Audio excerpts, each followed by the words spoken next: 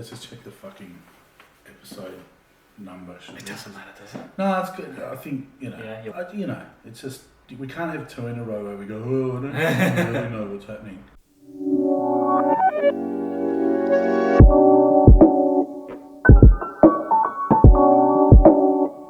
Hello, and everybody, and welcome to episode 10 of the second season of the Fine Watchers podcast. Welcome, Lewis, to number 10. Yeah, great to be here as always. We made it. Yeah, really excited, and we say it every week, guys, but we're having great results. I mean, 10,000 views on the last few videos. It's been just mind-blowing, the support, and thank you so much. If you haven't already, please like, subscribe, share with your fellow watch nerds. We are bringing some really awesome content. Really awesome watches. The content's up to you to decide if it's awesome, I guess. But it's awesome. Yeah, we're bringing some great discussions and some amazing watches, and today's no exception, but we'll get to that shortly. Mean as we begin, as we mean to continue. Indeed. So, what are you wearing? In line with today's theme, broad theme, I'm wearing my FXD Tudor. Nice. We talked about this off air, but I really like the integrated, the post between the lugs. It kind of keeps it nice and flat. And I really hate it because I hate it. And I like the flatter. The newer Pilotis has the flatter face without the indented indices, and this has that as well, which I really like. And just love the colour and the history of it and all that. I love the design of it. Everything except for the integrated. It's not even the lugs, is it? The integrated spring bars is what you'd probably call it. I love everything except for that because, as I said to you earlier, I find it really anti-consumer because you have to use their strap. And I acknowledge the a watch dealer selling, Rolexes and APs and Pateks, being anti-consumer. I understand. It's not lost on me, but yeah, it rubs me the wrong way with the Tudor. But I am also wearing a Tudor. I'm wearing my new to me Black Bay 58 in 925 sterling silver. Great watch. I'm waiting. I spoke about this recently. I'm waiting for a bracelet. So I ended up getting the Uncle Seiko, which is now Uncle Straps, I think.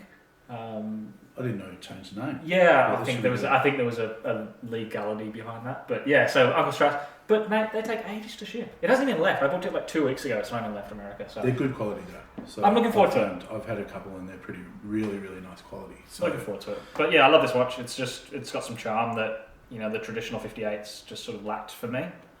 Even though I love the K shape and the size. And we're going to talk some Tudors today, no doubt. Recently I got hands on and we had a couple in the store of the new Tudor Black Bay 54s. The slightly smaller 37mm, so you got the 58. Look, I find it a little too small, I'll be honest with you. I think it's just a little bit too delicate, a bit too small for a dive watch. But if you are, again, a little bit too small to wear the 58, then the 54 is perfect. And I know Callum, our sourcing manager back at the store, he's in love with it. He'd snap one up, I know that. So look, it's not for me, but it's for some people. So that is what it is. So what are we talking today, Ben? So today we are talking the all-time classic Rolex Submariner, and I guess alternatives to this watch. It's so iconic. Released early 50s, almost unchanged in design and crown guards, lack of guards, all that sort of stuff over time. But certainly an absolutely iconic design, and one that is well deserving of its iconic status, and obviously a really, really popular watch in today's market. But of course, not everybody can afford one.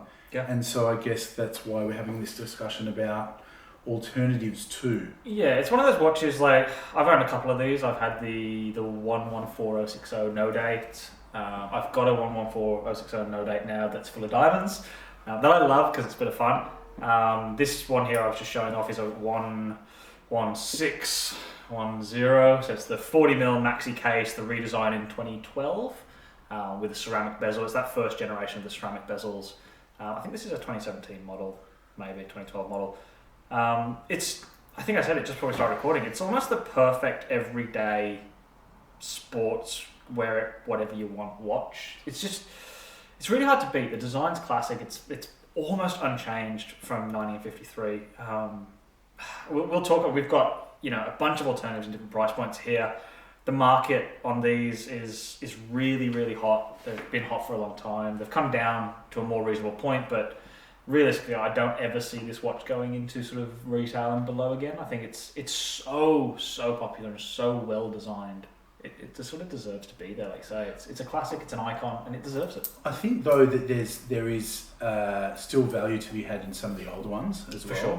So that sit well under current retail, but you're still getting basically all of the utility of the watch in terms of they're so hardy. You can bang them around.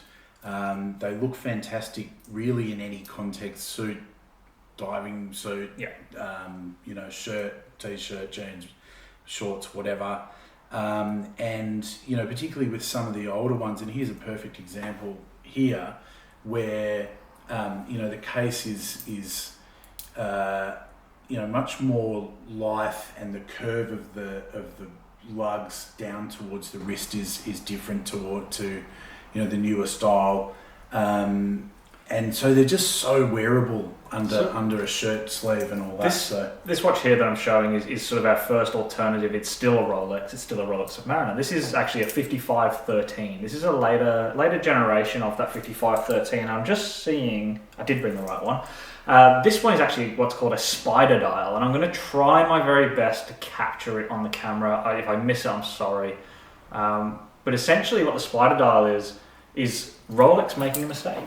And as we know, as collectors, when Rolex makes a mistake, it's a huge thing, and generally means the price goes. Think of APH dial Daytonas, where they slightly misspaced the APH on chronograph or cosmograph. This is similar. The dials over time almost shattered and cracked and split, and it creates a spider web pattern. This one has that. Look, you can pick 5513s up for like 15 grand, whereas a modern stainless steel sub is going to be similar price point, pushing up into the 20s for new. But to get something with real heritage and sort of real age and character and charm and beautiful patina, and then you can pick these spider dials up for $19,000-$20,000. They're a great alternative. They've stood the test of time. They still look like a Submariner, which is really important. So the first alternative we wanted to discuss was the Rolex Submariner. There's so many generations. Just pick one. The older you get, usually the cheaper they are, until you get into really vintage or Comex dials and all the rest of it. But we won't go into that too much. I think that's what's interesting to me as well. That these are a more interesting buy to me, just because. And I know I said before the designs are fundamentally unchanged, and before people jump in the comments, and there are so many variants, red text and multi-line designs, same, right? and all that. The silhouette is the same. The markers, all that sort of stuff are the same and really iconic. And given that, God, what percentage do you think are actually ever used for diving? Probably in the very single digits. Yeah. Although, we should say, don't jump in the water with your 5513. Yeah, don't jump in the water. Don't do that. But most people aren't using it for that. So, getting a more vintage one is, there's no risk involved in it other than the general, sort of age things to look out for with vintage watches. So that's a really worthy first option. Exactly. And staying both in the vintage family and in the Rolex family, we have the Tudor Submariner. So Tudor, being the sister company to Rolex, they made a Submariner, and as you can see, it's basically the same watch. And in fact, it uses, I believe, the same case. Uses the Rolex case. Uses the Rolex case, crown, case back, everything basically except for the dial and movement and hands. It's basically you're getting a Rolex Submariner from Rolex's sister company for 10 grand, 9 grand now. Like a good one can be more than that, of course, for sure. But sort of between sort of 7, 8, 10 grand. And of course, you get the Tudor snowflake hands, which I personally think are cool. That's just me. I think it's kind of interesting, and it's something that, because everybody knows the Submariner, people go, you got a Rolex, and then hold on, actually it's something else which is interesting. And that snowflake hand has now come through to modern Tudor with things like the Black Bay 58. I think Azure Pelagos got that as well. Yep, absolutely. So the Pelagos is on that range. Yep. So Tudor are really coming back to that heritage that they had with this Tudor Submariner, and you're seeing that design come back through into the modern watches. So picking up one of these now is a great alternative to a modern Submariner. The other thing is that they have an ETA movement, and which means infinitely serviceable. Serviceable everywhere, cheap servicing everywhere. Everybody knows how to service it and everything. 100%. So, a very, very good alternative and super cool. But let's say, we don't want to go vintage. We want modern because, we're looking at a ceramic Submariner and we're in a modern diveable watch. There is another alternative right here. This one is, again, in the Rolex family in Tudor, the Tudor Black Bay. So this comes in, obviously, the 58 that we discussed that's on my wrist. The Pelagos is very similar to the Black Bay, so we can sort of throw that in. But the Black Bay 41. Obviously just been refreshed as well, a little bit thinner now, because always the criticism was always this right here, this case side is just... Well, I think that's when they moved to the in-house movement, meant that it was thinner, and they got thinner after they moved to the in-house movement because the actual movement was thinner. So look, these are great. These are under, I think retail's like $6,000 on them. Don't pay retail for a Tudor at all. Just never do it. It's like buying a Breitling or Omega retail unless it's a Snoopy. Just don't bother doing it. Pre-owned in like mint condition, basically new. They're under $5,000. Yeah. I mean, that's a hell of a watch. That's a lot of watch for that money. Yeah, in-house movement, like you say. You got the snowflake hands, that Tudor styling, Rolex, oomph to it, a bit of presence. I think it's a great option. I think they wear almost exactly the same as well, particularly if you get the thinner case. Just the feeling of it's hard to it's a struggle to find the word, but security maybe, or heft. Just heft. There's a bit of thickness to it. They just there's nothing. They do everything right. Yeah. It's comfortable to wear. There's you feel it on the wrist. And I think because the legibility and all of that is basically the same, the experience is really, really similar. And I've had several in and out, both from the fine watches stock, but also of my own. And I always find that if I get rid of them, I kind of want one to have to wear, because they're really, really, for the money, it's not a $20,000 Rolex. It's it's a $4,000 watch. And you get real satisfaction, real wrist satisfaction out of wearing it. I would say that, on the wearability, like the Tudor, the Black Bay 41 is more like the 6-digit reference ceramic bezel, the hefty one. But the 58 and even the 54 is more like those 5513s, the 5-digit reference Submariners, that little bit slimmer. So you can sort of get that experience really well. So yeah, Tudor's a great option. There's a couple of watches out there that you can get. But, we can also look at more budget alternatives, and we look like as far down the budget barrel as you want and go into Seiko. Like you brought this to the table today. Tell us about this one. Absolutely. So this one is a Seiko Turtle. This was a limited edition they did a few years back, an all black lineup that they did of these and the Samurai and one other model. And it was really popular, that sort of really creamy loom and all that. But it comes in all sorts of different colours. Actually, Seiko are a very, very popular watch amongst actual divers, because they're very, very competent dive watches in terms of their water tightness and their operation. Interestingly, there was a study done sort of at the peak of it when Jacques Cousteau was making movies and everybody was getting into scuba diving, and it was super popular in the 50s and 60s, and so they did a study on these on dive watches, which included the Submariner and the Jaeger Polarises and all sorts of watches, and the Seiko at the time came out a really clear winner because of how competent criteria. It was. Yeah, absolutely. So that was great, and so really and because there are so many different styles. That's what I was going to say. Yeah, you can find something that really suits you, and usually somewhere between 500 and 1,500, depending on limited edition and model for new, and all right? that sort of stuff. I mean, pre-owned, you're talking a couple $100, a few $100. So yeah, absolutely, definitely something worth looking at if you're not in the Rolex or Tudor money market. I mean, look, the classic one that everyone talks about, the Seiko, is like the SKX. This one here that we've got is that turtle case shape. It's a little bit more round, but you can find those Seiko divers, black bezel divers, black dial divers, really, really cheaply in the SKX range and things like that. So yeah, that's a great one. If you want to jump up, let's say to the $1,000, $2,000 range, I'll show a couple here at once because I think they sort of go together, right? We've got the two Oris options, one being the Oris Aquis and one being the Divers 65 model.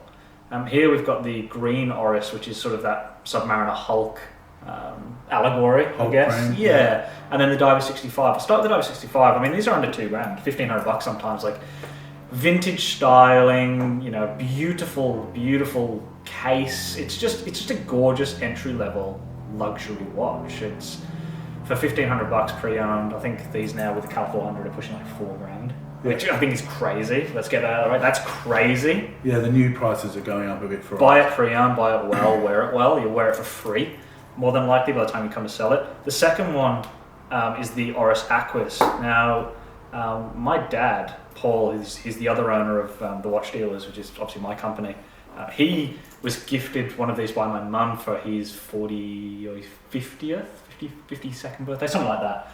And he loved it. It was just like this cool little diving watch. He wore it on the boat. Like, it was just such a great... That makes me sound so bougie. On the boat. I hate boats. Don't worry about it. But look, great. They're actually an integrated bracelet too, which, covers another box.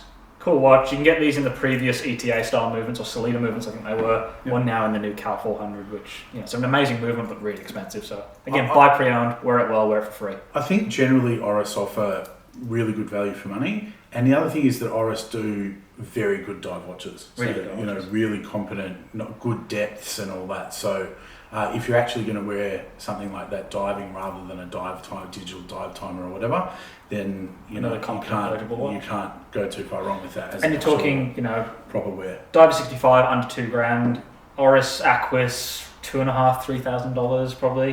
Pushing up to $4,000 for a really good one. So really good entry into that luxury market. I'm going to keep going in price points. I want to throw on it, and look, full disclosure, I'm an authorised dealer for this brand. I'm the only authorised dealer in Australia for this brand. So take what I say with a grain of salt, but please experience it and realise that I'm not lying to you, because these are some of the best value watches at this new price point in the world. That is Formex, guys.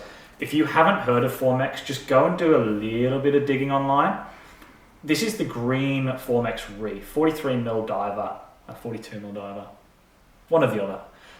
Wears really well, even on my 6.5, almost 7-inch wrist. It's just perfect. But competent diver, 300 meters water resistance. They use a really good Salida movement, so you're not paying for in-house movements. But they have a trick, and all Formex watches have a trick. The trick on the Reef is that the bezel is interchangeable by hand, so you can just pop it on and off yourself. That's just cool. The coolest thing. Cool. So these are $3,500 brand new. As I said, look, I am the only place you can get these brand new in Australia. You can order direct from Formex as well. But for $3,500, they're just incredible, guys. I love the sort of indented Yachtmaster-esque, right? Yachtmaster-esque style. Bezel on these, and because of the case shape, that the lugs sort of slope down, they wear really well. They wear really, really well on the wrist. I own a Formex as well, not this particular model, but another of their models, and they're really nicely finished, and yeah, I do like them. The other thing, they're the first watch we've mentioned today that has like a slide lock comparable. So they actually have the movability in the clasp where you can slide it up and down and get micro adjustment without the use of tools, just like the Submariner. So that's a really, really cool selling point. Lastly, we should probably go to Rolex's biggest high street rival, I would say. I would say this is the biggest high street rival. Certainly in the dive space, yeah. Yeah, and that's Omega. We've got a lot of Omega here on the table because they just offer so much value and so many different options. Where do you want to start? Well, just start with, I guess, the older look. Yeah, sure. I mean, Seamaster has been around for a long time. It's such a core line for the brand, and always has been. They've always been involved in waterproof and diving watches, and obviously the name Seamaster reflects that. I really like this one as a sort of a reissue of the original Seamaster 300 from the 60s. with sort of a modern sandwich style and obviously the coaxial movement. I think that's a lot of watch for the money, and second hand with boxes and papers and everything. These are, can be had well under 10, sort of around the 6 or so. I was going to say 6 or 7, right? 6.5, 7,000, and it's a lot of watch for the money, and it's a beautiful watch, and they're worth a look. The other one that I wanted to talk about in the Omega catalogue was the Omega Seamaster Diver 300. So this is, very similar, but this is probably what you would see, the old Pierce Brosnan, James Bond Omega Seamaster. Don't hold that against it though, Pierce Brosnan. You're a Craig fan? Craig and Sean. Okay. We're digressing. Roger, yeah. Black dial, blue dials, white dial, like whatever you want with these. 41mm, really quite a slim case. I think this generation that we're showing here, which is the previous generation, is probably the best wearing of all the Seamasters, especially for someone who doesn't have gorilla wrists. I mean, you've got the gorilla wrist, so you can get away with the bigger one. For sure.